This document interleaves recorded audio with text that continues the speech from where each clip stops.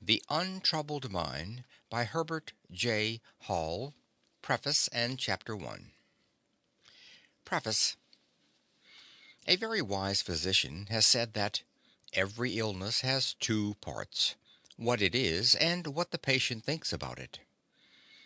What the patient thinks about it is often more important and more troublesome than the real disease. What the patient thinks of life, what life means to him, is also of great importance, and may be the bar that shuts out all real health and happiness. The following pages are devoted to certain ideals of life which I would like to give to my patients, the long-time patients who have especially fallen to my lot. They are not all here, the steps to health and happiness. The reader may even be annoyed and baffled by my indirectness and unwillingness to be specific. That I cannot help. It is a personal peculiarity. I cannot ask anyone to live by rule, because I do not believe that rules are binding and final. There must be character behind the rule, and then the rule is unnecessary. All that I have written has doubtless been presented before, in better ways, by wiser men, but I believe that each writer may expect to find his small public, his own particular public, who can understand and profit by his teachings, having partly or wholly failed with the others. For that reason I am encouraged to write about a subject usually shunned by medical men, being assured of at least a small company of friendly readers. I am grateful to a number of friends and patients who have read the manuscript of the following chapters. These reviewers have been frank and kind and very helpful. I am particularly indebted to Dr. Richard C. Cabot, who has given me much valuable assistance. Chapter 1. The Untroubled Mind. Canst thou not minister to a mind diseased, pluck from the memory a rooted sorrow, raze out the written troubles of the brain, and with some sweet oblivious antidote cleanse the stuffed bosom of that perilous stuff which weighs upon the heart? Macbeth. When a man tells me he never worries, I am inclined to think that he is either deceiving himself or trying to deceive me. The great roots of worry are conscience, fear, and regret. Undoubtedly we ought to be conscientious, and we ought to fear and regret evil. But if it is to be better than an impediment and a harm, our worry must be largely unconscious and intuitive. The moment we become conscious of worry, we are undone. Fortunately, or unfortunately, we cannot leave conscience to its own devices unless our lives are big enough and fine enough to warrant such a course. The remedy for this mental unrest, which is in itself an illness, lies not in an enlightened knowledge of the harmfulness and ineffectiveness of worry, not even in the acquirement of an unconscious conscience, but in the living of a life so full and good that worry cannot find a place in it. That idea of worry and conscience, that definition of serenity, simplifies life immensely. To overcome worry by substituting development and growth need never be dull work. To know life in its farther reaches, life in its better applications, is the final remedy, the great undertaking. It is life. We must warn ourselves, not infrequently, that the larger life is to be pursued for its own glorious self, and not for the sake of peace. Peace may come, a peace so sure that death itself cannot shake it, but we must not expect all our affairs to run smoothly. As a matter of fact, they may run badly enough. We shall have our ups and downs, we shall sin and repent and sin again, but if in the end we live according to our best intuitions, we shall be justified, and we need not worry about the outcome. To put it another way, if we would have the untroubled mind, we must transfer our conscientious efforts from the small details of life, from the worry and fret of common things, into another and a higher atmosphere. We must transfigure common life, dignify it, and ennoble it. Then, although the old causes of worry may continue, we shall have gained a stature that will make us unconscious masters of the little troubles and in a great degree equal to the larger requirements. Life will be easier not because we make less effort, but because we are working from another and a better level. If such a change, and it would be a change for most of us, could come about instantly, in a flash of revelation, that would be ideal. But it would not be life. We must return again and again to the old uninspired state, wherein we struggle conscientiously with perverse details. I would not minimize the importance and value of this struggle. Only the sooner it changes its level, the better for everyone concerned. Large serenity must, finally, be earned through the toughening of moral fiber that comes in dealing squarely with perplexing details. Some of this struggle must always be going on, but serener life will come when we begin to concern ourselves with larger factors. How are we to live the larger life? Partly through uninspired struggle and through the brave meeting of adversity, but partly also in a way that may be described as out of hand, by intuition, by exercise of the quality of mind that sees visions and grasps truths beyond the realms of common thought. I am more and more impressed with the necessity of inspiration in life if we are to be strong and serene, and so finally escape the pitfalls of worry and conscience. By inspirations I do not mean belief in any system or creed. It is not a stated belief that we need to begin with. That may come in time. We need first to find in life, or at least in nature, an essential beauty that makes its own true, inevitable response within us. We must learn to love life so deeply that we feel its tremendous significance until we find in the sea and the sky the evidence of an over-brooding spirit too great to be understood, but not too great to satisfy the soul. This is a sort of mother religion, the matrix from which all sects and creeds are born. Its existence in us dignifies us and makes simple, purposeful, and receptive living almost inevitable. We may not know why we are living according to the dictates of our inspiration, but we shall live so, and that is the important consideration. If I urge the acquirement of a religious conception that we may cure the intolerable distress of worry, I do what I have already warned against. It is so easy to make this mistake that I have virtually made it on the same page with my warning. We have no right to seek so great a thing as religious experience that we may be relieved of suffering. Better go on with pain and distress than cheapen religion by making it a remedy. We must seek it for its own sake, or rather, we must not seek it at all, lest, like a dream, it elude us, or change into something else, less holy.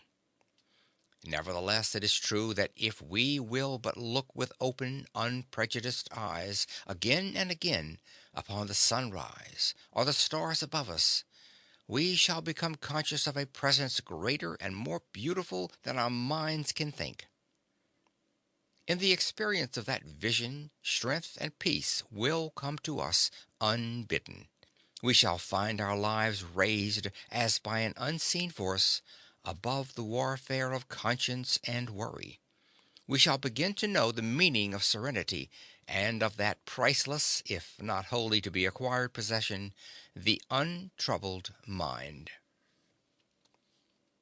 I am aware that I shall be misunderstood and perhaps ridiculed by my colleagues when I attempt to discuss religion in any way. Theology is a field in which I have had no training, but that is the very reason why I dare write of it. I do not even assume that there is a God in the traditional sense. The idea is too great to be made concrete and literal. No single fact of nature can be fully understood by our finite minds. But I do feel vaguely that the laws that compass us and make our lives possible point always on, beyond the realms of time and space, toward the existence of a mighty overruling spirit. If this is a cold and inadequate conception of God, it is at least one that can be held by any man without compromise. The modern mind is apt to fail of religious understanding and support because of the arbitrary interpretations of religion which are presented for our acceptance. It is what men say about religion, rather than religion itself, that repels us. Let us think it out for ourselves. If we are open to a simple, even primitive, conception of God, we may still repudiate the creeds and doctrines, but we are likely to become more tolerant of those who find them true and good. We shall be likely, in time, to find the religion of Christ understandable and acceptable, warm and quick with life. The man who ungrudgingly opens his heart to the God of nature will be religious in the simplest possible sense. He may worry because of the things he cannot altogether understand, and because he falls so far short of the implied ideal, but he will have enlarged his life so much that the common worries will find little room. He will be too full of the joy of living to spend much conscious thought in worry. Such a man will realize that he cannot afford to spend his time and strength in regretting his past mistakes. There is too much in the future. What he does in the future, not what he has failed to do in the past, will determine the quality of his life. He knows this, and the knowledge sends him into that future with courage and with strength. Finally, in some indefinable way, character will become more important to him than physical health even. Illness is half compensated when a man realizes that it is not what he accomplishes in the world, but what he is that really counts, which puts him in touch with the creative forces of God and raises him out of the aimless and ordinary into a life of inspiration and joy. Section 2. Religio Medici. At all events, it is certain that if any medical man had come to Middlemarch with the reputation of having definite religious views, of being given to prayer, and of otherwise showing an active piety, there would have been a general presumption against his medical skill. George Eliot. When a medically educated man talks and writes of religion and of God, he is rightly enough questioned by his brothers, who are too busy with the hard work of practice to be concerned with anything but material problems. To me, the word God is symbolic of the power which created and which maintains the universe. The sunrise and the stars of heaven give me some idea of his majesty. The warmth and tenderness of human love give me some idea of his divine love. That is all I know, but it is enough to make life glow. It is enough to inspire the most intense devotion to any good cause. It is enough to make me bear suffering with some degree of patience, and it is enough, finally, to give me some confidence and courage, even in the face of the great mystery of death. Why this or another conception of God should produce such a profound result upon anyone, I do not know, except that in some obscure way it connects the individual with the divine plan, and does not leave him outside in despair and loneliness. However that may be, it will be conceded that a religious conception of some kind does much toward justifying life, toward making it strong and livable, and so has directly to do with certain important problems of illness and health. The most practical medical man will admit that any illness is made lighter and more likely to recover in the presence of hope and serenity in the mind of the patient. Naturally, the great bulk of medical practice calls for no handling other than that of the straight medical sort. A man comes in with a crushed finger, a girl with anemia. The way is clear. It is only in deeper, more intricate departments of medicine that we altogether fail. The bacteriologist and the pathologist have no use for mental treatment in their departments. But when we come to the case of the nervously broken down schoolteacher, or the worn out telegrapher, that is another matter. Years may elapse before work can be resumed. years of dependence and anxiety. Here, a new view of life is often more useful than drugs. A view that accepts the situation reasonably after a while, that does not grope blindly and impatiently for a cure, but finds in life an inspiration that makes it good in spite of necessary suffering and limitations. Often enough, we cannot promise a cure, but we must be prepared to give something better. A great deal of the fatigue and unhappiness of the world is due to the fact that we do not go deep enough into our justification for work or play, or for any experience, happy or sad. There is a good deal of a void after we have said art for art's sake, or play for the joy of playing. And even after we have said I am working for the sake of my family or for someone who needs my help. That is not enough. And whether we realize it or not, the lack of deeper justification is at the bottom of a restlessness and uncertainty which we might not be willing to acknowledge, but which nevertheless is very real. I am not satisfied when some moralist says, "Be good and you will be happy." The kind of happiness that comes from a perfunctory goodness is a thing which I cannot understand, and which I certainly do not want. If I work and play and serve and employ, making up the fabric of a busy life, if I attain a very real happiness, I am tormented by the desire to know why I am doing it, and I am not satisfied with the answer I usually get. The patient may not be cured when he is relieved of his anemia, or when his emaciation has given place to the plumpness and suppleness and physical strength that we call health. The man whom we look upon as well, and who has never known physical illness, is not well in the larger sense until he knows why he is working, why he is living, why he is filling his life with activity. In spite of the elasticity and spring of the world's interests, there must come often, and with a kind of fatal insistence, the deep demand for a cause, for a justification. If there is not an adequate significance behind it, life, with all its courage and accomplishment, seems but a sorry thing, so full of pathos, even in its brightest moments, so shadowed with a sense of loss and of finality, that the bravest heart may well fail and the truest courage relax, supported only by the assurance that this way lies happiness, or that right is right. What is this knowledge that the world is seeking but can never find? What is this final justification? If we seek it in its completeness, we are doomed always to be ill and unsatisfied. If we are willing to look only a little way into the great question, if we are willing to accept a little for the whole, content because it is manifestly part of the final knowledge, and because we know that final knowledge rests with God alone, we shall understand enough to save us from much sorrow and painful incompleteness. There is, in the infinitely varied and beautiful world of nature, and in the hearts of men, so much of beauty and truth that it is a wonder we do not all realize that these things of common life may be in us and for us the daily and hourly expression of the infinite being we call God. We do not see God, but we do feel and know so much that we may fairly believe to be of God, that we do not need to see him face to face.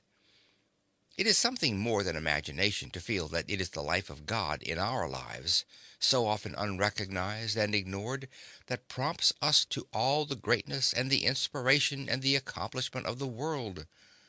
If we could know more clearly the joy of such a conception, we should dry up at its source much of the unhappiness which is, in a deep and subtle way, at the bottom of many a nervous illness and many a wretched existence.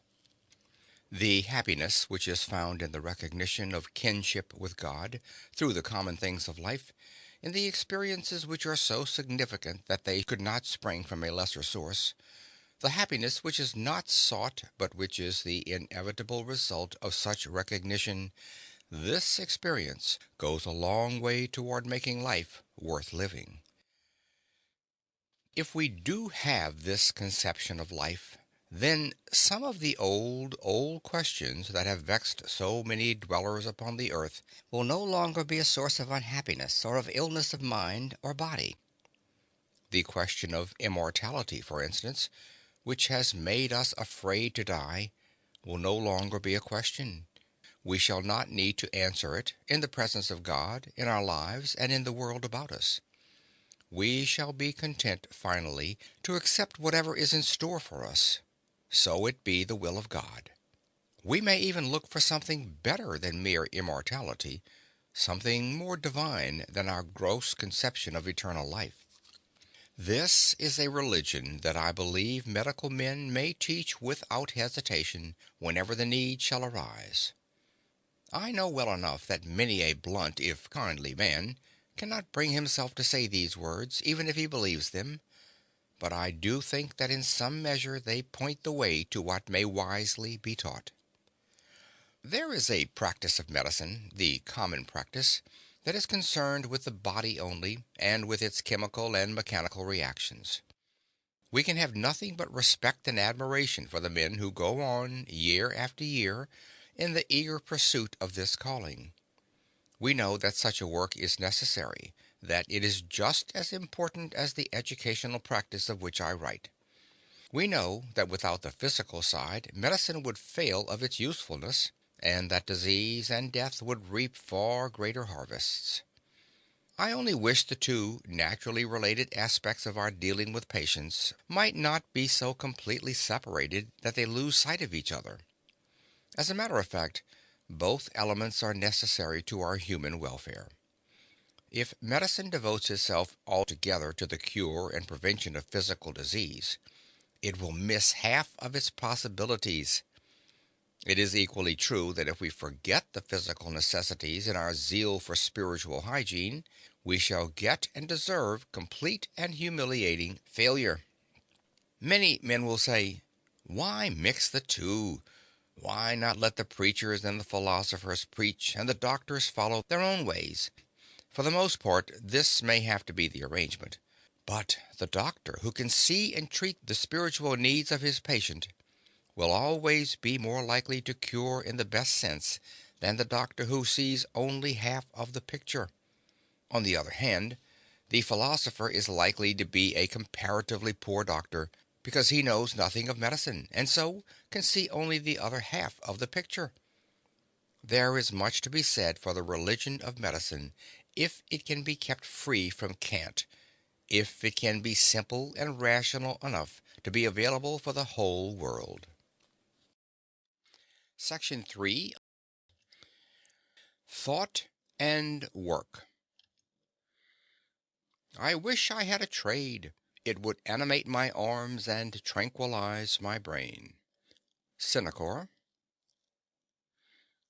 Do ye next thing. Old English proverb.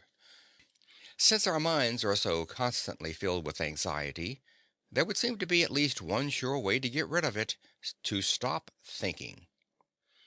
A great many people believe that the mind will become less effective, that life will become dull and purposeless, unless they are constantly thinking and planning and arranging their affairs. I believe that the mind may easily and wisely be free from conscious thought a good deal of the time, and that the greatest progress and development in mind often comes when the thinker is virtually at rest, when his mind is, to all intents and purposes, blank. The busy, unconscious mind does its best work in the serenity of an atmosphere which does not interfere and confuse. It is true that the greatest conceptions do not come to the untrained and undisciplined mind. But do we want great conceptions all the time? There is a technical training of the mind which is, of course, necessary for special accomplishments, but this is quite another matter. Even this kind of thought must not obtrude too much, lest we become conscious of our mental processes and so end in confusion. One of the greatest benefits of work with the hands, or of objective and constructive work with the mind, is that it saves us from unending hours of thinking. Work should, of course, find its fullest justification as an expression of faith. If we have ever so dim a vision of a greater significance in life, of its close relationship to infinite things, we become thereby conscious of the need of service, of the need of work. It is the easy, natural expression of our faith, the inevitable result of a spiritual contact with the great working forces of the world. It is work, above all else, that saves us from the disasters of conflicting thought. A few years ago, a young man came to me, suffering from too much thinking. He had just been graduated from college, and his head was full of confused ideas and emotions. He was also very tired, having overworked in his preparation for examinations, and because he had not taken the best care of his body. The symptoms he complained of were sleeplessness and worry, together with the inevitable indigestion and headache. Of course, as a physician, I went over the bodily functions carefully and studied, as far as I might, into the organic conditions. I could find no evidence of physical disease. I did not say, "There is nothing the matter with you," for the man was sick. I told him that he was tired, that he had thought too much, that he was too much concerned about himself, and that as a result of all this his bodily functions were temporarily upset. He thought he ought to worry about himself because otherwise he would not be trying to get well. I explained to him that this mistaken obligation was the common reason for worry, and that in this case at least it was quite unnecessary and even harmful for him to go on thinking about himself. That helped a little, but not nearly enough, because when a man has overworked, when he has begun to worry, and when his various bodily functions show results of worry, no reasoning, no explanations can wholly relieve him. I said to this young man, "In spite of your discomforts, in spite of your depression and concern in regard to yourself, you will get well if you will stop thinking about the matter altogether. You must first be convinced that it is best for you to stop thinking, that no harm or violence can result, and then you must be helped in this direction by going to work with your hands. That will be life and progress. It will lead you to health." Fortunately, I had had some experience with nervous illness, and I knew that unless I managed for this man the character and extent of his work, he would not only fail in it, but of its object, and so become more confused and discouraged. I knew the troubled mind in this instance might find its solace and its relief in work, but that I must choose the work carefully to suit the individual, and I must see that the nervously fatigued body was not pushed too hard. In the town where I live is a blacksmith shop, presided over by a genial old man who has been a blacksmith since he was a boy, and in whose hands iron is like clay. I took my patient down to the smithy and said, "Here is a young man whom I want to put to work. He will pay for the chance. I want you first to teach him to make hand-wrought nails."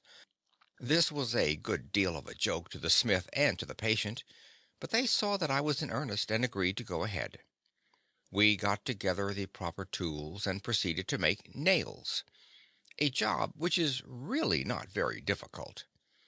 After an hour's work I called off my patient, much to his disgust, for he was just beginning to be interested.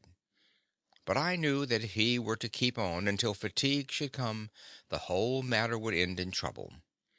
So the next day, with some new overalls and a leather apron added to the equipment, we proceeded to another hour's work. We went on this way for 3 or 4 days before the time was increased. The interest of the patient was always fresh, he was eager for more, and he did not taste the dregs of fatigue. Yet he did get the wholesome exercise, and he did get the strong turning of the mind from its worry and concern. Of course, the rest of the day was taken care of in one way or another, but the work was the central feature. In a week, we were at it 2 hours a day, in 3 weeks, 4 hours, and in a month, 5 hours. He had made a handsome display of hand-wrought nails, a superior line of pokers and shovels for fireplaces, together with a number of very respectable andirons. On each of these larger pieces of handiwork, my patient had stamped his initials with a little steel die that was made for him. Each piece was his own. Each piece was the product of his own versatility and his own strength. His pride and pleasure in this work was very great, and well they might be, for it is a fine thing to have learned to handle so intractable a metal as iron. But in handling the iron patiently and consistently until he could do it without too much conscious thinking, and so without effort, he had also learned to handle himself naturally, more simply and easily. As a matter of fact, the illness which had brought the boy to me was pretty nearly cured by his blacksmithing, because it was an illness of the mind and of the nerves, and not of the body, although the body had suffered in its turn. That young man, instead of becoming a nervous invalid as he might have done, is now working steadily in partnership with his father in business in the city. I had found him a very interesting patient, full of originality, and not at all the tedious and boresome person he might have been had I listened day after day, week after week, to the recital of his ills. I was willing to listen. I did listen. But I also gave him a new trend of life, which pretty soon made his complaints sound hollow and then disappeared. Of course, the problem is not always so simple as this, and we must often deal with complexities of body and mind requiring prolonged investigation and treatment. I cite this case because it shows clearly that relief from some forms of nervous illness can come when we stop thinking, when we stop analyzing, and then back up our position with prescribed work. There may be some nervous invalids who read these lines who will say, "But I have tried so many times to work and have failed." Unfortunately, such failure must often occur unless we can proceed with care and with understanding. But the principle remains true, although it must be modified in an infinite variety to meet the changing conditions of individuals. I see a great many people who are conscientiously trying to get well from nervous exhaustion. They almost inevitably try too hard. They think and worry too much about it, and so exhaust themselves the more. This is a great pity, because it is the honest and the conscientious people who make the greatest effort. It is very hard for them to realize that they must stop thinking, stop trying, and if possible, get to work before they can accomplish their end. We shall have to repeat to them over and over again that they must stop thinking the matter out, because the thing they are attempting to overcome is too subtle to be met in that way. So, if they are fortunate, they may rid themselves of vagueness and uncertainty of life, until all the multitude of details which go to make up life lose their desultoriness and their lack of meaning, and they find themselves no longer the subjects of physical or nervous exhaustion. Section 4. Idleness. O ye who have your eyeballs vexed and tired, feast them upon the wideness of the sea. Keats. Extreme busyness, whether at school or college, kirk or market, is a symptom of deficient vitality, and a faculty for idleness implies a catholic appetite and a strong sense of personal identity. Stevenson. It is an unfortunate fact that very few people are able to be idle successfully. I think it is not so much because we misuse idleness as because we misinterpret it that the long days become increasingly demoralizing. I would ask no one to accept a forced idleness without objection or regret. Such an acceptance would imply a lack of spirit, to say the least. But idleness and rest are not incompatible, neither are idleness and service, nor idleness and contentment. If we can look upon rest as a preparation for service, if we can make it serve us in the opportunity it gives for quiet growth and legitimate enjoyment, then it is fully justified and it may offer advantages and opportunity of the best. The chief trouble with idleness is that it so often means introspection, worry, and impatience, especially to those conscientious souls who would fain be about their business. I have for a long time been accustomed to combat the worry and fret of necessary idleness, not by forbidding it, not by advising struggle and fight against it, but by insisting that the best way to get rid of it is to leave it alone, to accept it. When we do this, there may come a kind of fallow time in which the mind enriches and refreshes itself beyond our conception. I would rather my patient, who must rest for a long time, would give up all thought of method, would give up all idea of making his mind follow any particular line of thought or absence of thought. I know that the mind which has been under conscious control a good deal of the time is apt to rebel at this freedom, and to indulge in all kinds of alarming extravagances.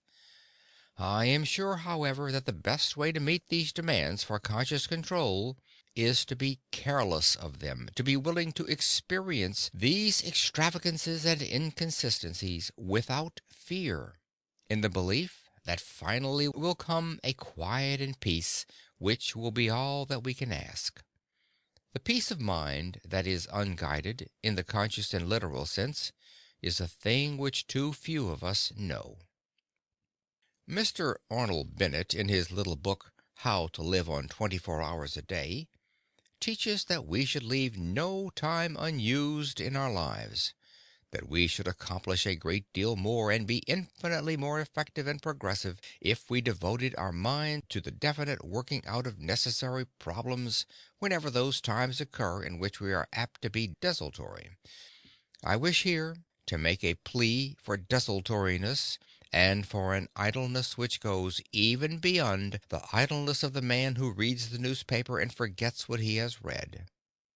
It seems to me better, whether we are sick or well, to allow long periods in our lives when we think only casually. To the good old adage, work while you work and play while you play, we might well add, rest while you rest, lest in the end you should be unable successfully either to work or play. A man is not necessarily condemned to tortures of mind because he must rest for a week or a month or a year.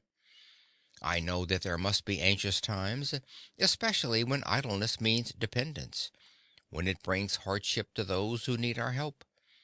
But the invalid must not try constantly to puzzle the matter out. If we do not make ourselves sick with worry, we shall be able sometime to approach active life with sufficient frankness and force. It is the constant effort of the poor tired mind to solve its problems that not only fails of its object, but plunges the invalid deeper into discouragement and misunderstanding. How cruel this is, and how unfortunate that it should come more commonly to those who try the hardest to overcome their handicaps, to throw off the yoke of idleness, and to be well. When you have tried your best to get back to your work and have failed, when you have done this not once but many times, it is inevitable that misunderstanding should creep in, inevitable that you should question very deeply and doubt not infrequently. Yet the chances are that one of the reasons for your failure is that you have tried too hard, that you have not known how to rest. When you have learned how to rest, when you have learned to put off thinking and planning until the mind becomes fresh and clear, when you are in a fair way to know the joy of idleness and the peace of rest, you are a great deal more likely to get back to efficiency and to find your way along the great paths of activity into the world of life. It is not so much the idleness, then, as the attempt to overcome its irksomeness that makes this condition painful.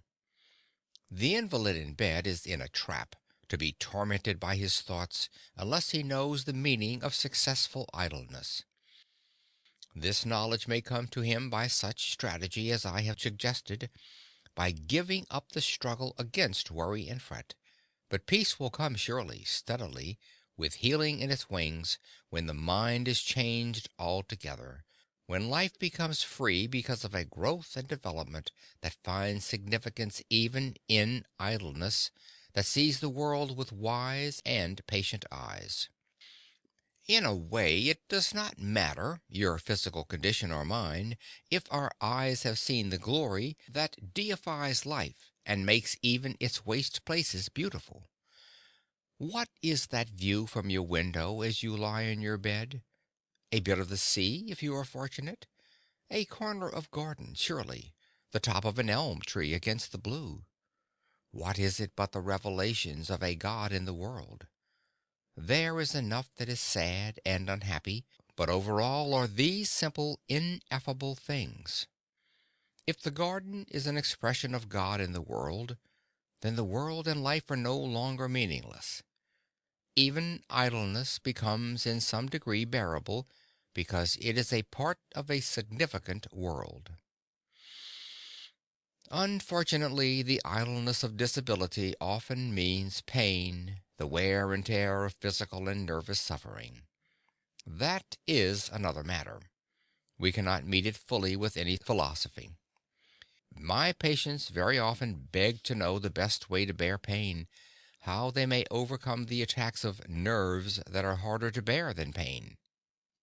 To such a question I can only say that the time to bear pain is before and after.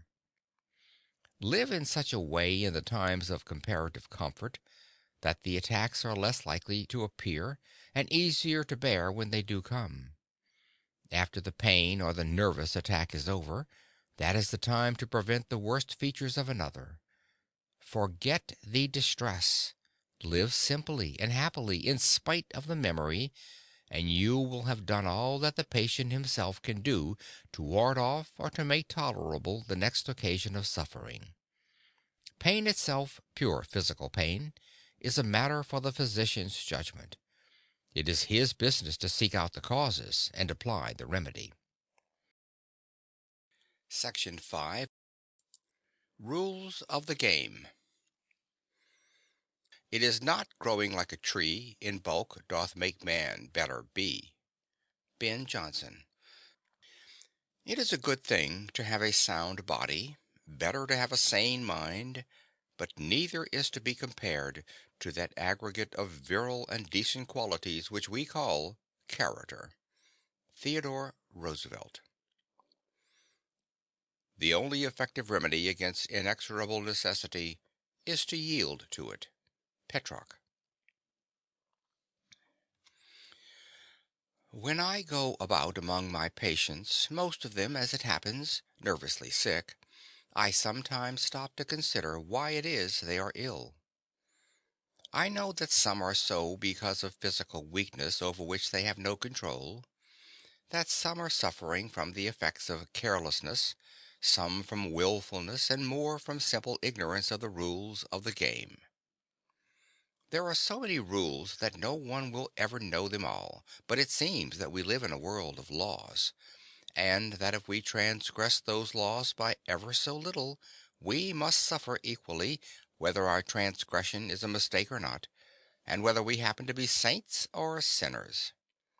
There are laws also which have to do with the recovery of poise and balance when these have been lost. These laws are less well observed and understood than those which determine our downfall. The more gross illnesses from accident, contagion, and malignancy we need not consider here, but only those intangible injuries that disable people who are relatively sound in the physical sense. It is true that nervous troubles may cause physical complications, and that physical disease very often coexists with nervous illness, but it is better for us now to make an artificial separation. Just what happens in the human economy when a nervous breakdown comes, nobody seems to know, but mind and body cooperate to make the patient miserable and helpless. It may be nature's way of holding us up and preventing further injury. The hold up is severe, usually, and becomes in itself a thing to be managed.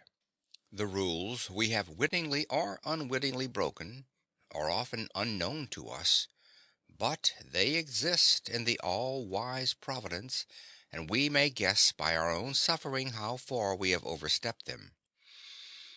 If a man runs into a door in the dark, we know all about that. The case is simple. But if he runs overtime at his office and hastens to be rich with the result of a nervous dyspepsia, that is a mystery. Here is a girl who came out last year. She was apparently strong, and her mother was ambitious for her social progress. That meant 4 nights a week for several months at dances and dinners, getting home at 3 a.m. or later. It was gay and delightful while it lasted, but it could not last, and the girl went to pieces suddenly. Her back gave out because it was not strong enough to stand the dancing and the long continued physical strain. The nerves gave out because she did not give her faculties time to rest, and perhaps because of a love affair that supervened. The result was a year of invalidism, and then, because the rules of recovery were not understood, several years more of convalescence. Such common rules should be well enough understood, but they are broken everywhere by the wisest people. The common case of the broken down schoolteacher is more unfortunate. This tragedy and others like it are more often, I believe, due to unwise choice of profession in the first place. The women's colleges are turning out hundreds of young women every year who naturally consider teaching as the field most appropriate and available. Probably only a very small proportion of these girls are strong enough physically or nervously to meet the growing demands of the schools. They may do well for a time, some of them unusually well, for it is the sensitive high-strung organism that is appreciative and effective. After a while, the worry and fret of the requirements and the constant nag of the schoolroom have their effects upon those who are foredoomed to failure in that particular field. The plight of such young women is particularly hard, for they are usually dependent upon their work.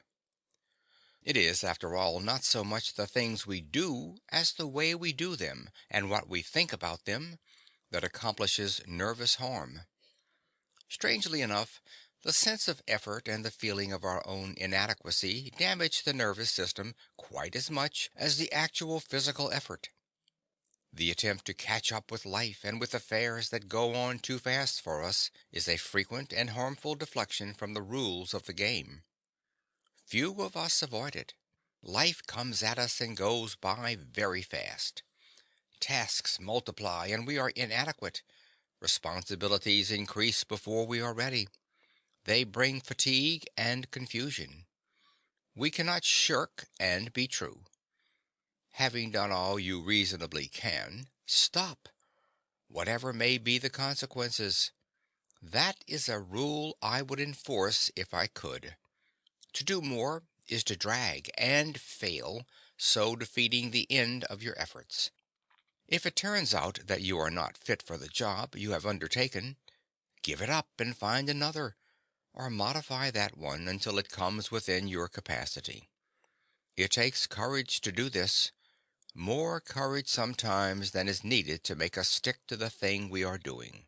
Rarely, however, will it be necessary for us to give up if we will undertake and consider for the day only such part of our task as we are able to perform.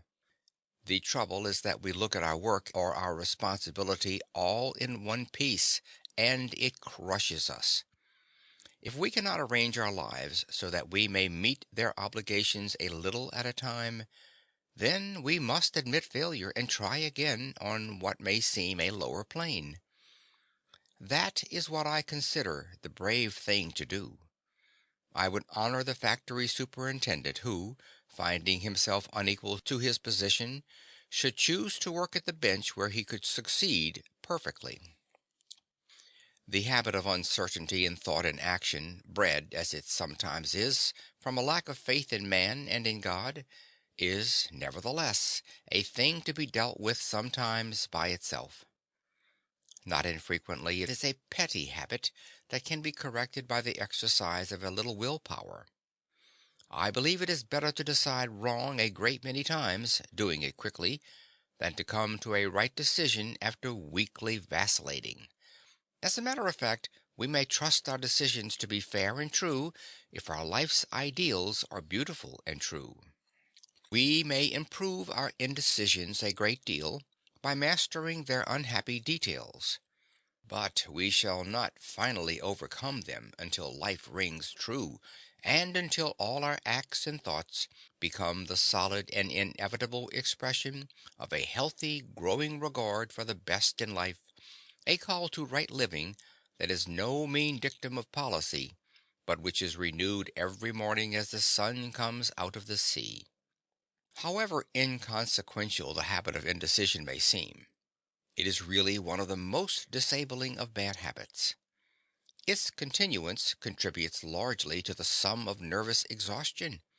Whatever its origin, whether it stands in the relation of cause or effect, it is an indulgence that insidiously takes the snap and sparkle out of life, and leaves us, for the time being, colorless and weak. Next to uncertainty, an uninspired certainty is wrecking to the best of human prospects. The man whose one idea is of making himself and his family materially comfortable, or even rich, may not be coming to a nervous prostration, but he is courting a moral prostration that will deny him all the real riches of life, and that will in the end reward him with a troubled mind, a great unsatisfied longing, unless, to be sure, he is too smug and satisfied to long for anything. The larger life leads us inevitably away from ourselves, away from the super requirements of our families. It demands of them and of ourselves an unselfishness that is born of a love that finds its expression in the service of God.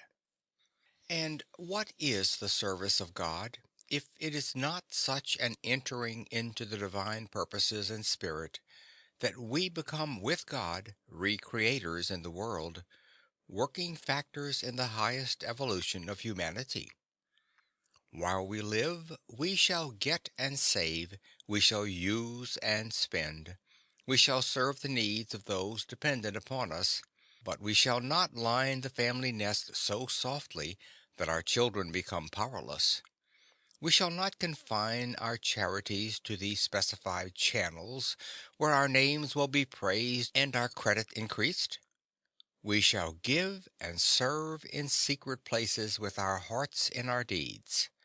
Then we may possess the untroubled mind, a treasure too rich to be computed. We shall not have it for the seeking.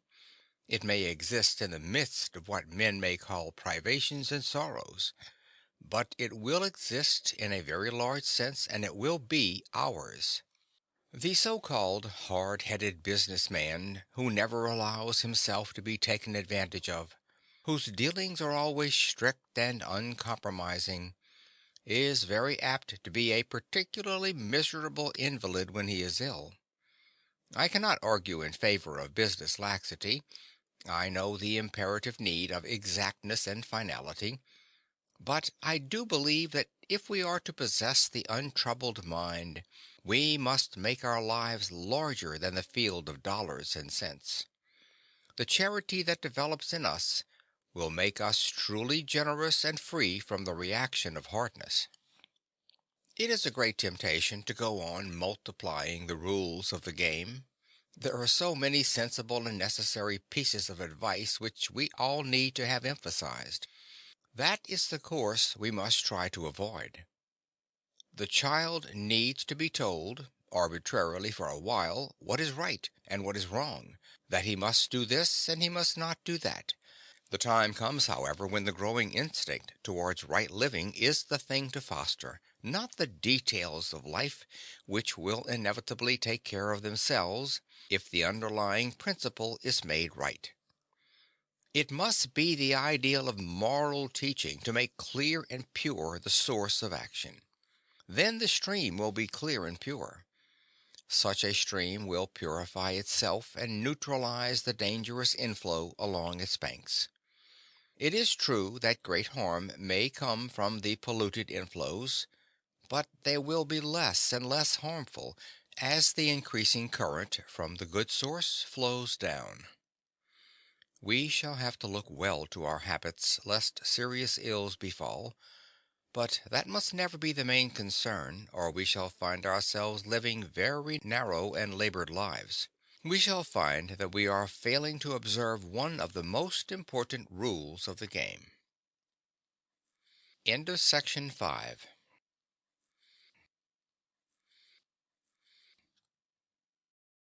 Section 6.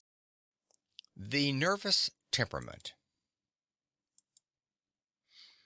Beyond the ugly actual, low on every side, imagination's limitless domain. Browning. He that too much refines his delicacy will always endanger his quiet. Samuel Johnson.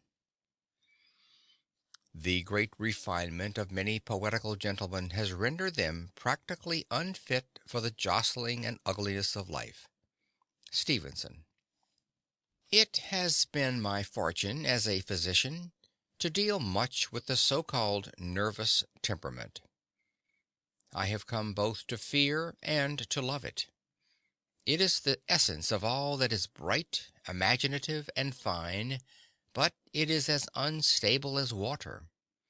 Those who possess it must suffer. It is their lot to feel deeply, and very often to be misunderstood by their more practical friends.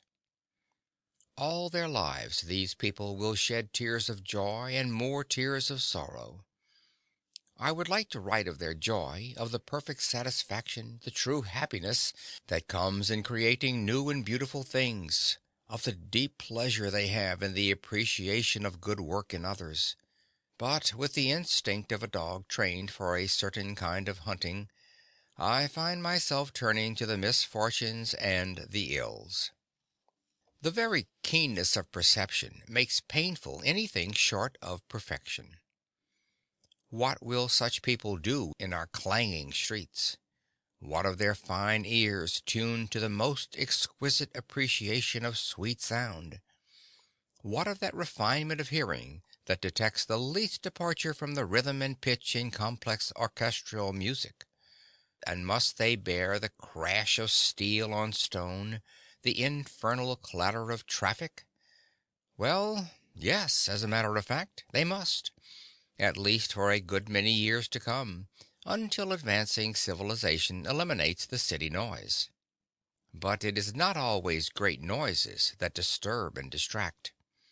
There is a story told of a woman who became so sensitive to noise that she had her house made soundproof. There were thick carpets and softly closing doors. Everything was padded. The house was set back from a quiet street, but that street was strewn with tanbark to check the sound of carriages. Surely here was bliss for the sensitive soul.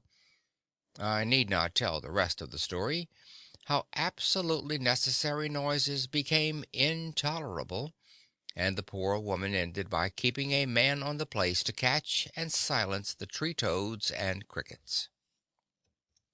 There is nothing to excuse the careless and unnecessary noises of the world. We shall dispose of them finally as we are disposing of flamboyant signboards and typhoid flies. But meanwhile, and always for that matter, the sensitive soul must learn to adjust itself to circumstances and conditions. This adjustment may in itself become a fine art. It is really the art by which the painter excludes the commonplace and irrelevant from his landscape. Sometimes we have to do this consciously; for the most part it should be a natural, unconscious selection. I am sure it is unwise to attempt at any time the dulling of the appreciative sense for the sake of peace and comfort. Love and understanding of the beautiful and true is too rare and fine a thing to be lost or diminished under any circumstances. The cure, as I see it, is to be found in the cultivation of the faculty that finds some good in everything and everybody. This is the saving grace. It takes great bulks of the commonplace and distills from the mass a few drops of precious essence. It finds in the unscholarly and the imperfect rare traces of good. It sees in man, any man, the image of God, to be justified and made evident only in the sublimity of death, perhaps, but usually to be developed in life. The nervous person is often morose and unsocial, perhaps because he is not understood, perhaps because he falls so short of his own ideals. Often he does not find kindred spirits anywhere. I do not think we should drive such a man into conditions that hurt, but I do believe that if he is truly artistic and not a snob, he may lead himself into a larger social life without too much sacrifice. The sensitive, high-strung spirit that does not give of its own best qualities to the world of its acquaintance, that does not express itself in some concrete way, is always in danger of harm. Such a spirit, turned in upon itself, is a consuming fire. The spirit will burn a long time and suffer much if it does not use its heat to warm and comfort the world of need. Real illness makes the nervous temperament a much more formidable difficulty. All the sensitive faculties are more sensitive, irritability becomes an obsession, and idleness a terror. The nervous temperament under irritation is very prone to become selfish, and very likely to hide behind this selfishness, calling it temperament. The man who flies into a passion when he is disturbed, or who spends his days in torment from the noises of the street, the woman of high attainment who has retired into herself, who is moody and unresponsive, these unfortunates have virtually built a wall about their lives, a wall which shuts out the world of life and happiness. From the walls of this prison the sounds of discord and annoyance are thrown back upon the prisoner intensified and multiplied. The wall is real enough in its effect, but will cease to exist when the prisoner begins to go outside, when he begins to realize his selfishness and his mistake. Then the noises and the irritations will be lost in the wider world that is open to him. After all, it is only through unselfish service in the world of men that this broadening can come. There is no lack of opportunity for service. Perhaps the simplest and most available form of service is charity. The big professional kind, of course, and beyond that, the greater field of intimate and personal charity. I know a girl of talent and ability, herself a nervous invalid, sick and helpless for the lack of a little money which would give her a chance to get well. I do not mean money for luxuries, for foolish indulgences, but money to buy opportunity, money that would lift her out of the heavy morass of poverty and give her a chance. She falls outside the beaten path of charity. She is not reached by the usual philanthropies. I know plenty of people who could help that girl without great sacrifice. They will not do it because they give money to the regular charities. They will not do it because sometimes generosity has been abused. So they miss the chance of broadening and developing their own lives. I know well enough that objective interest can rarely be forced. It must usually come the other way about, through the broadening of life which makes it inevitable. Sometimes I wish I could force that kind of development, that kind of charity. Sometimes I long to take the rich neurasthenic and make him help his brother, make him develop a new art that shall save people from sorrow and loss. We are all together in this world, and all kin. To recognize it and to serve the needs of the unfortunate as we would serve our own children is the remedy for many ills. It is the new art, the final and greatest of all artistic achievements. It warms our hearts and opens our lives to all that is wholesome and good. This is one of the crises in which my theory of inspiration first may fail. Here the charity may have to come first, may have to be insisted upon before there can be any inspiration or any further joy in life. It is not always charity in the usual sense that is required. Sometimes the charity that gives something besides money is best. But charity in any good sense means self-forgetfulness, and that is a long way on the road to nervous health. Give of yourself, give of your substance, and you will cease to be troubled with the penalties of selfishness. Then take the next step that gives not because life has come back, but because the world has become larger and warmer and happier.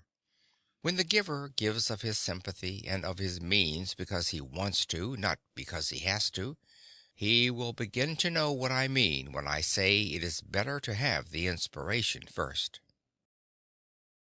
Section 7. Self-control. He only earns his freedom and existence who daily conquers them anew. Goethe. A good many writers on self-control and kindred subjects insist that we shall conscientiously and consciously govern our mental lives. They say, "You must get up in the morning with determination to be cheerful." They insist that in spite of annoyance and trouble, you shall keep a smiling face and affirm to yourself over and over again the denial of annoyance. I do not like this kind of self-control. I wish I could admire it and approve it, but I find I cannot, because it seems to me self-conscious and superficial. It is better than nothing, and unquestionably adds greatly to the sum of human happiness, but I do not think we ought to be cheerful if we are consumed with trouble and sorrow. The fact is, we ought not to be for long beyond a natural cheerfulness that comes from the deepest possible sources. When we are sad, let us be so simply and naturally, but we must pray that the light may come to us in our sorrow, that we may be able soon and naturally to put aside the signs of mourning.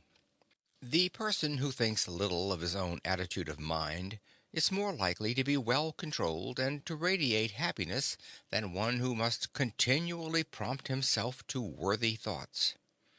The man whose heart is great with understanding of the sorrow and pathos of life is far more apt to be brave and fine in his own trouble than one who must look to a motto or a formula for consolation and advice. Deep in the lives of those who permanently triumph over sorrow, there is an abiding peace and joy. Such peace cannot come even from ample experience in the material world.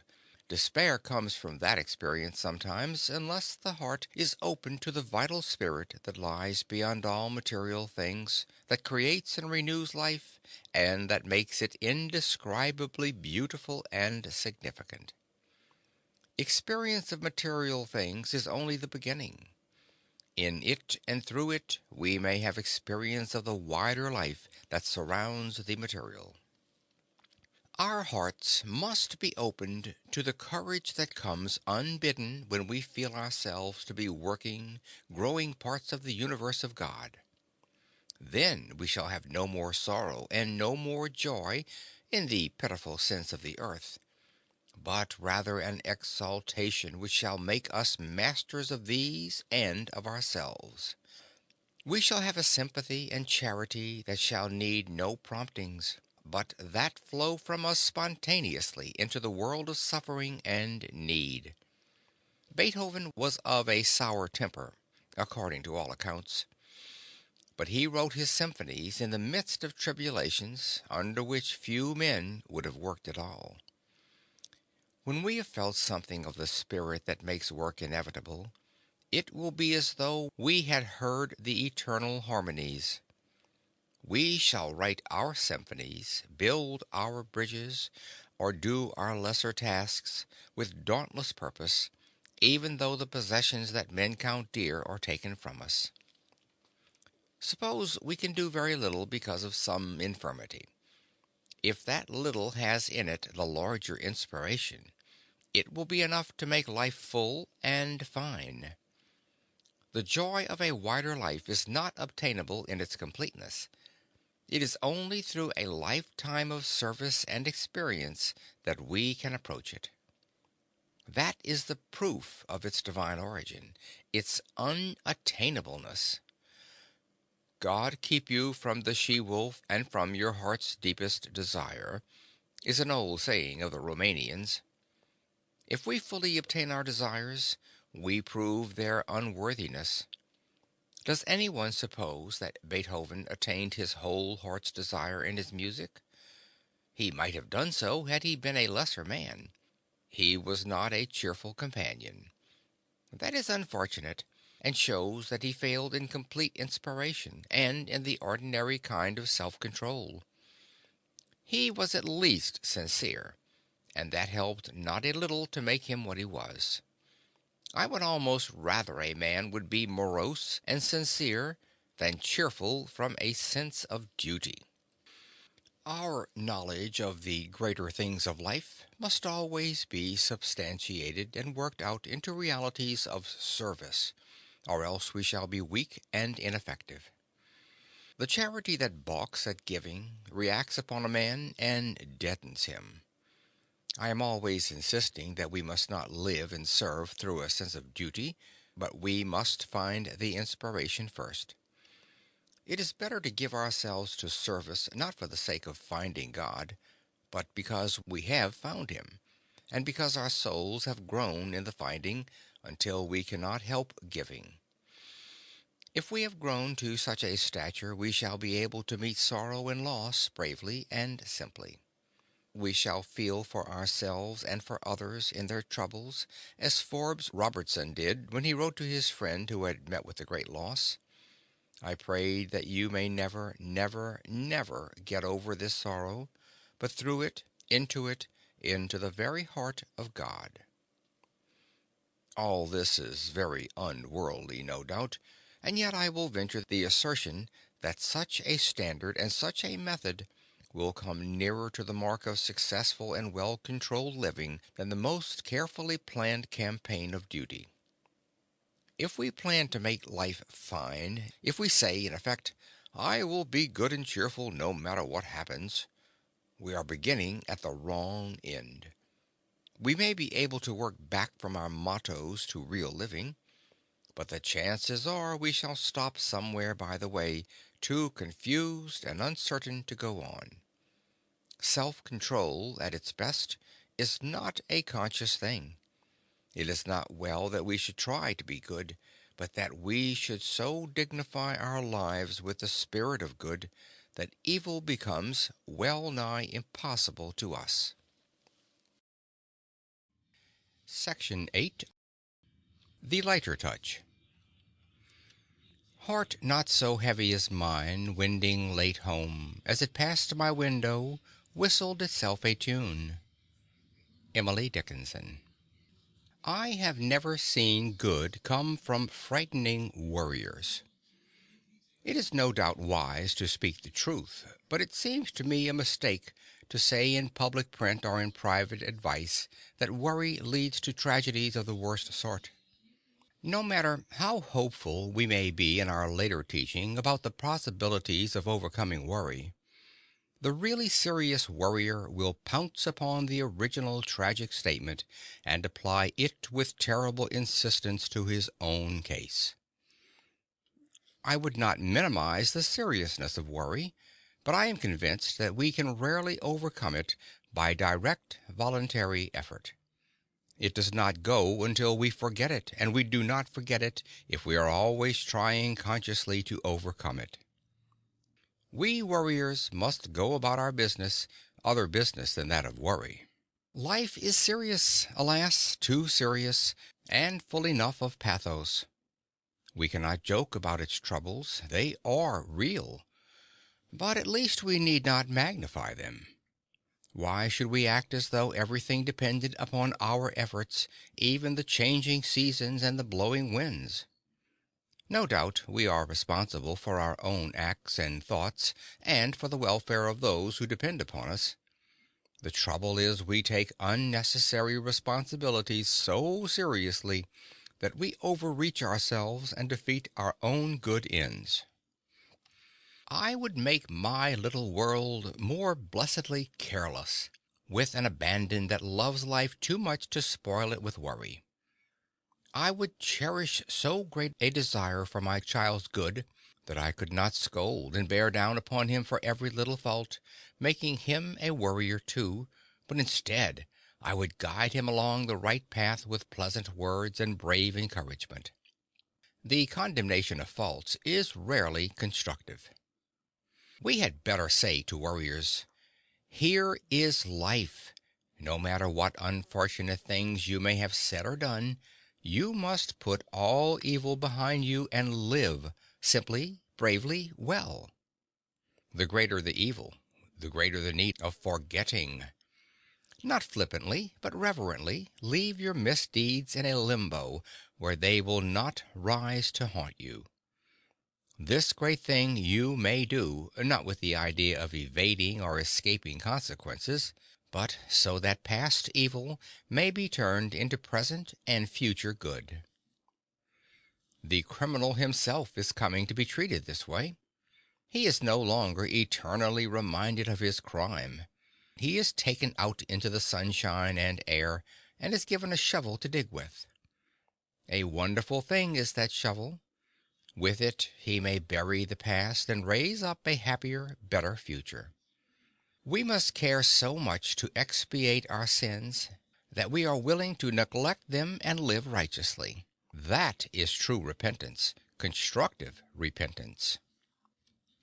We cannot suddenly change our mental outlook and become happy when grief has borne us down. For the broken heart, silence and shade. That is fair and right. I would say to those who are unhappy, do not try to be happy, you cannot force it, but let peace come to you out of the great world of beauty that calmly surrounds our human suffering, and that speaks to us quietly of God. Genuine laughter is not forced, but we may let it come back into our lives if we know that it is right for it to come. We have all about us instances of the effectiveness of the lighter touch as applied to serious matters. The life of the busy surgeon is a good example. He may be, and usually is, brimming with sympathy. But if he were to feel too deeply for all his patients, he would soon fail and die. He goes about his work. He puts through a half-dozen operations in a way that would send cold shivers down the back of the uninitiated, and yet he is accurate and sure as a machine. If he were to take each case upon his mind in a heavy, consequential way, if he were to give deep concern to each ligature he ties, and if he were to be constantly afraid of causing pain, he would be a poor surgeon. His work, instead of being clean and sharp, would suffer from over-conscientiousness. He might never finish an operation for fear his patient would bleed to death. Such a man may be the reverse of the flippant, and yet he may actually enjoy his somber work. Cruel? Bloodthirsty? Not at all. These men, the great surgeons, are as tender as children. But they love their work. They really care very deeply for their patients. The successful ones have a lighter touch, and they have no time for worry. Sometimes we wish to arouse the public conscience. Do the long columns of figures, the impressive statistics, wake men to activity? It is rather the keen, bright thrust of the satirist that saves the day. Once in a New England town meeting there was a movement for a much needed new schoolhouse. By the installation of skylights in the attic, the old building had been made to accommodate the overflow of pupils. The serious speakers in favor of the new building had left the audience cold, when a young man arose and said he had been up into the attic and had seen the wonderful skylights that were supposed to meet the needs of children. "I have seen them," he said. "We used to call them scuttles when I was a boy." $100,000 was voted for the new schoolhouse. There is a natural gaiety in most of us which helps more than we realize to keep us sound. The pity is that when responsibilities come and hardships come, we repress our lighter selves sternly, as though such repression were a duty. Better let us guard the springs of happiness very, very jealously. The whistling boy in the dark street does more than cheer himself on the way. He actually protects himself from evil, and brings courage not only to himself, but to those who hear him. I do not hold for false cheerfulness that is sometimes affected, but a brave show of courage in a forlorn hope will sometimes win the day. It is infinitely more likely to win than a too serious realization of the danger of defeat. The show of courage is often not a pretense at all, but victory itself. The need of the world is very great, and its human destiny is in our hands. Half of those who could help to right the wrongs are asleep or too selfishly immersed in their own affairs. We need more helpers like my friend of the skylights. Most of us are far too serious. The slumberers will slumber on, and the worriers will worry.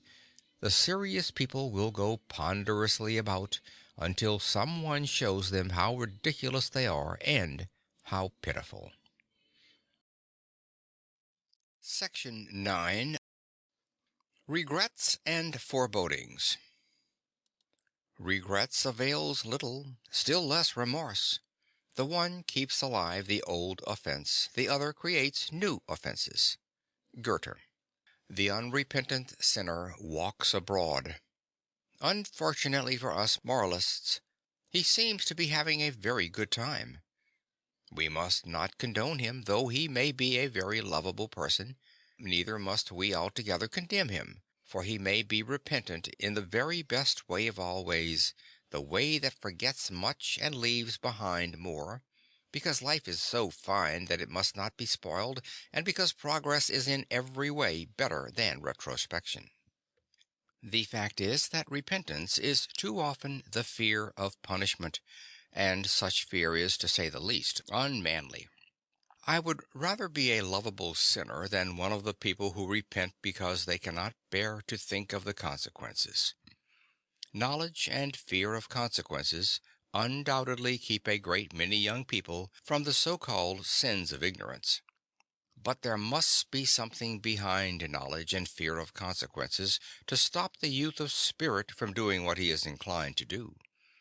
Over and over again, we must go back to the appreciation of life's dignity and beauty, to the consciousness of the Spirit of God behind and in the world, if we are to find a balance and a character that will deliver us from evil.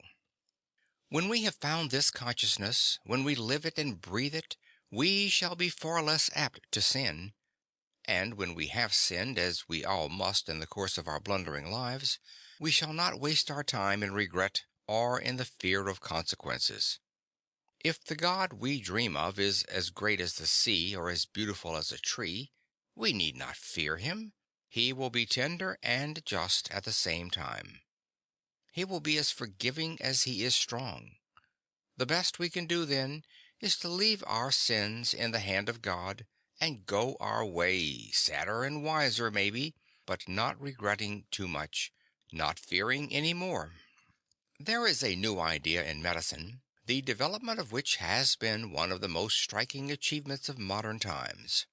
the idea of psychoanalysis as taught and advocated by Freud in Germany.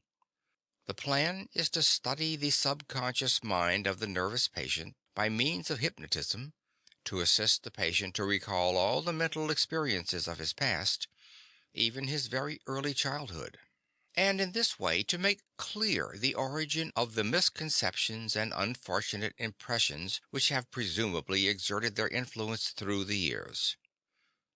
The new system includes also the interpretation of dreams, their effect upon the conscious life, and their influence upon the mentality. Very wonderful results are reported from the pursuit of this method. Many a badly warped and twisted life has been straightened out and renewed when the searchlight has revealed the hidden influences that have been at work and which have made trouble. The repression of conscious or unconscious feelings can no doubt change the whole mental life. We should have the greatest respect for the men who are doing this work. It requires, I am told, an almost unbelievable amount of patience and time to accomplish the analysis. No doubt the adult judgment of childish follies is a direct means of disposing of their harmful influence in life, the surest way of losing the conscious or unconscious regrets that sadden many lives. There are probably many cases of disturbed and troubled mind that can be cured in this way only. The method does not appeal to me because I am so strongly inclined to take people as they are, to urge a forgetfulness that does not really forget, but which goes on bravely to the development of life. This development cannot proceed without the understanding that life may be made so beautiful that sins and failures are lost in progress. Some of us may need the subtle analysis of our lives to make clear the points where we go astray in our thoughts and ideas, but many of us, fortunately, are able to take ourselves for better or for worse, sins and all. Most of us ought to do that, for the most part, if we are to progress and live. Sometimes the revelations of evils we know not of result in complications rather than simplification, as in the case of a boy who wrote to me and said that, since he had learned of his early sins, he had made sure that he could never be well. Instead of going into further analysis with him, I assured him that, while it was undoubtedly his duty to regret all the evil of his life, it was still a greater duty to go on and live the rest of it well, and that he could do so if he would open his eyes to the possibilities of unselfish service. I am very much inclined to preach against self-analysis and the almost inevitable regret and despair that accompany it. One of my patients decided some time ago that her life was wasted, that she had accomplished nothing. It was true that she had not the endurance to meet the usual demands of social or even family life, and that for long periods she had to give up altogether. But it happened that she had the gift of musical understanding, that she had studied hard in younger days. With a little urging, the gift was made to grow again and to serve not only the patient's own needs, but to bring very great pleasure to everyone who listened to her playing. That rare, true ability was worth everything, and she came to realize it in time. The gift of musical expression is a very great thing, and I succeeded in making this woman understand that she should be happy in that ability, even if nothing else should be possible. Often enough, nothing that can compare with music exists, and life seems wholly barren. Rather cold comfort it seems at first to assure a person who is helpless that character is the greatest thing in the world, but that is the final truth. The most limited and helpless life may grow with it and be richer than imagination can believe. It is never time to regret and never time to despair. The less analysis, the better. When it comes to character, live, grow, and get a deeper and deeper understanding of life that is near to God, and so capable of wrong only as we turn away from Him. Do not say things. What you are stands over you and thunders so I cannot hear what you say to the contrary. We shall do well not to forget that, whatever failures or mistakes we have made, there is infinite possibility ahead of us, that character is the greatest thing in the world, and that most good character has been built upon mistakes and failures. I believe there is no sin which may not make up the fabric of its own forgiveness in the living of a free, self-sacrificing life. I know of no bodily ill nor handicap which we may not eventually rise above and beyond by means of brave spiritual progress. The body may fail us, but the spirit reaches on and into the great world of God. Section 10. The Virtues. The virtues hide their vanquished fires within that whiter flame, till conscience grows irrelevant, and duty but a name. Frederick Lawrence Knowles. In most books I have read on nerves and similar subjects, advice is given, encouragement is given, but the necessity for patience is not made clear. Patience is typical of all the other virtues. Many a man has followed the best of advice for a time, and has become discouraged because the promised results did not materialize. It is disappointing, surely, to have lived upon a diet for months only to find that you still have dyspepsia, or to have followed certain rules of morality with great precision and enthusiasm without obtaining the untroubled mind. We are accustomed to see results in the material world and naturally expect them everywhere. The trouble is, we do not always recognize improvements when we see them, and we insist upon certain preconceived changes as a result of our endeavors. The physician is apt rashly to promise definite physical accomplishments in a given time. He is courting disappointment and distrust when he does so. We all want to get relief from our symptoms, and we are inclined to insist upon a particular kind of relief so strongly that we fail to appreciate the possibilities of another and a better relief which may be at hand. The going astray in this particular is sometimes very unfortunate. I have known a man to rush frantically from one doctor to another, trying to obtain relief for a particular pain or discomfort, unwilling to rest long enough to find out that the trouble would have disappeared naturally if he had taken the advice of the first physician to live without impatience and within his limitations. The human body is a very complex organism, and sometimes pain and distress are better not relieved, since they may be the expression of some deeper maladjustment which must first be straightened out. This is also true of the mind, in which the unhappy proddings of conscience had better not be cured by anodynes or by evasion unless we are prepared to go deeply enough to make them disappear spontaneously. We must sometimes insist upon patience, though it should exist as a matter of course, patience with ourselves and with others. The physician who demands and secures the greatest degree of patience from his clients is the most successful practitioner, for no life can go on successfully without patience. If patience can be spontaneous, the natural result of a broadening outlook, then it will be permanent and serviceable. The other kind, that exists by extreme effort, may do for a while, but it is a poor makeshift. I always feel like apologizing when I ask a man or a woman to be tolerant and charitable or generous, or, for that matter, to practice any of the ordinary virtues. Sound living should spring unbidden from the very joy of life. It should need no justification and certainly no urging. But, unfortunately, as the world now stands, there are men and groups of men who do not see the light. There is a wide contagion of selfishness and short-sightedness among the well-to-do, and a necessary federation of protection and selfishness among the poor.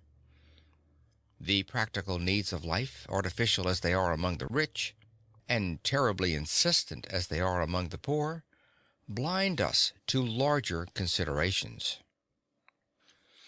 If all matters of welfare, public and private, could be treated unselfishly, how quickly we should be rid of some of the great evils that afflict the race.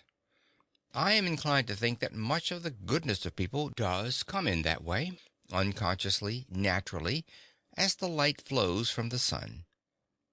Yet I suppose that in our present order, and until, through the years, better time arrives, we must very often ask ourselves and others to be good and to be charitable just because it is right, or worse still, because it is good policy. A man grows better, more human, more intelligent as he practices the virtues. He is safer, no doubt, and the world is better. It is even true that by the constant practice of virtues he may come finally to espouse goodness and become thoroughly good. That is the hopeful thing about it, and the reason why we may consistently ask or demand the routine practice of the virtues.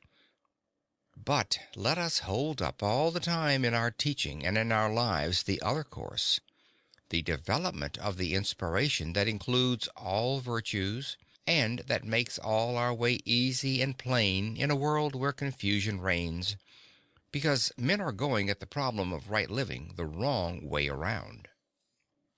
The practice of good living will never be easy in its details, but if it is sure in its inspiration, there will be no question of the final triumph. We shall have to fight blindly sometimes with all the strength and persistence of animals at bay. We shall fail sometimes too, and that is not always the worst thing that can happen. It is the glory of life that we shall slowly triumph over ourselves and the world. It is the glory of life that out of sore trouble, in the midst of poverty and human injustice, may rise, spontaneous and serene, the spirit of self-sacrifice, the unconquerable spirit of service that does not question, that expresses the divine tenderness in terms of human love. Through the times of darkness and doubt which must inevitably come, there will be for those who cherish such a vision and who come back to it again and again, no utter darkness, no trouble that wholly crushes, no loss that wholly destroys. If we could not understand it before, it will slowly dawn upon us that the life of Christ exemplifies all these things. Charity, kindliness, service, patience. All these things which have seemed so hard will become in our lives, as in His, the substance and expression of our faith. The great human virtues will become easy and natural. The untroubled mind, or as much of it as is good to possess, will be ours, not because we have escaped trouble, but because we have disarmed it, have welcomed it even, so long as it has served to strengthen and ennoble our lives. Section 11. The Cure by Faith. The healing of his seamless dress is by our beds of pain. We touch him in life's throng and press, and we are whole again. Whittier. I cannot finish my little book of ideals without writing some things that are in my mind about cure by faith or by prayer. It is a subject that I approach with hesitation because of the danger of misunderstanding. No subject is more difficult and none is more important for the invalid to understand. We hear a great deal about the wonderful cures of Christian Science or of similar agencies, and we all know of people who have been restored to usefulness by such means. Has the healing of Christ again become possible on earth? No one would be more eager to accept it and acknowledge it than the physician if it were really so. But careful investigation always reveals the fact that the wonderful cures are not of the body, but of the mind. It is easy enough to say that a cancer or tuberculosis has been cured by faith, and apparently easy for many people to believe it, but alas, the proof is wanting. The Christian Scientist, honest and sincere as he may be, is not qualified to say what is true disease and what is not. What looks like diseased tissue recovers, but medical men know that it could not have been diseased in the most serious sense, and that the prayer for recovery could have had nothing to do with the cure save in a very indirect way. The man who discards medicine for philosophy or religion is courting unnecessary suffering and even death. The worst part of it is that he may induce someone else to make the same mistake with similar results. In writing this opinion, I am in no way denying the great significance and value of faith, nor of the prayerful and trustful mind. If it cannot cure actual physical disease, faith can accomplish veritable miracles of healing in the mind of the patient. No thoughtful or honest medical man will deny it. Nor will most medical men deny that the course of almost any physical illness may be modified by faith and prayer. I am almost saying that there is no known medicine of such potency. Every bodily function is the better for the conquering spirit that transcends the earth and finds its necessary expression in prayer. There really need be no issue or disagreement between medicine and faith cure. At its best, one is not more wonderful than the other, and both aim to accomplish the same end, the relief of human suffering. When the two are merged, as some day they will be, we shall be surprised to discover how alike they are. Christian Science is rightly scorned by medical men because it is unscientific, because it makes absurd and untenable claims outside its own field, and because it has not as yet investigated that field in the scientific spirit. When proper study and investigation have been made, it will be found that faith cure, not in its present state, but in some future development, will have an immense field of usefulness. It will be worthy of as much respect in that field as medicine proper in its own sphere. As a matter of fact, both medicine and faith cure are miraculous in a very real sense, as both depend for efficiency now and always upon the same great laws which may be fairly called divine. What is the discovery that the serum of a horse will under certain circumstances cure diphtheria? Does it not mean that man is tapping sources of power far beyond his understanding? Is man responsible save as the agent? Did he produce the complex animal chemistry that makes this cure possible? Did man make the horse, or the laws that control the physiology and pathology of that animal? Here then is faith cure in its largest and best sense. The biologist may not be willing to admit it, but his faith in these great laws of God have made possible the cure of a dread disease. Here, as in all matters of pure religion, it is what men say and write, not the fact itself, that makes all the misunderstanding. We make our judgments and conceive our prejudices from mere surface considerations. Call life which you will, leave out the symbolic word God altogether, the facts remain. The true scientific spirit must reverence and adore the power that lies behind creation. It is as inconsistent for the bacteriologist to be an unbeliever as it is for the Christian Scientist to deny the value of bacteriology. Medicine is infinitely further advanced than Christian Science, and yet Christian Science has grasped some truth that the natural scientist has stupidly missed. When an obsession is thrown off and courage substituted for fear, we witness as important a cure as can be shown to the credit of surgery. If the Christian Scientists and the other faith curers were only less superficial and less narrow in their explanation of the facts, if they would condescend to study the disease they treat, they would be entitled to and would receive more respect and consideration. The cure and prevention of disease through the agency of man are evidently part of the divine plan. Our eagerness to advance along the lines of investigation and practice is but that divine plan in action. The truly scientific spirit will neglect no possible curative agent. When scientific men ridicule prayer, they are thinking not of the real thing, which is above all possible criticism, but of the feeble and often pathetic groping for the real thing. We ask in our prayers for impossible blessings that would invert the laws of God and change the face of nature. Very well, we must be prepared for disappointment. The attitude of prayer may indeed transform our own lives and make possible for us experiences that would otherwise have been impossible. But our pathetic demands, we shall never know how forlorn and weak they are. Prayer is the opening of the heart to the being we call God. It is most natural and reasonable. If we pray in our weakness and blindness for what we may not have, there is nevertheless a wonderful recreative effect within us. The comfort and peace of such communion is beyond all else healing and restoring in its influence upon the troubled and anxious mind of man.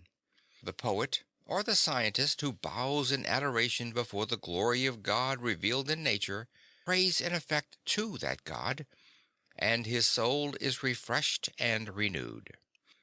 The poor wretch who stands blindfolded before the firing squad, waiting for the word that ends the life of a military spy, is near enough to God, and the whispered prayer upon his lips is cure for the wounds that take his life. The best kind of prayer seeks not and asks not for physical relief or benefit, but opens the heart to its Maker, and so receives the cure of peace that is a greater miracle than any yet wrought by man. Under the influence of that cure, the sick are well and the dead are alive again. With the courage and spirit of such a cure in our lives, we shall inevitably do our utmost to relieve, by any good means, the physical suffering of the world. We shall follow the laws of nature. We shall study them with utmost care. We shall take nothing for granted, since by less careful steps we shall miss the divine law and go astray. The science of healing will become no chance and irrational thing. We shall use all the natural means to relieve and prevent suffering.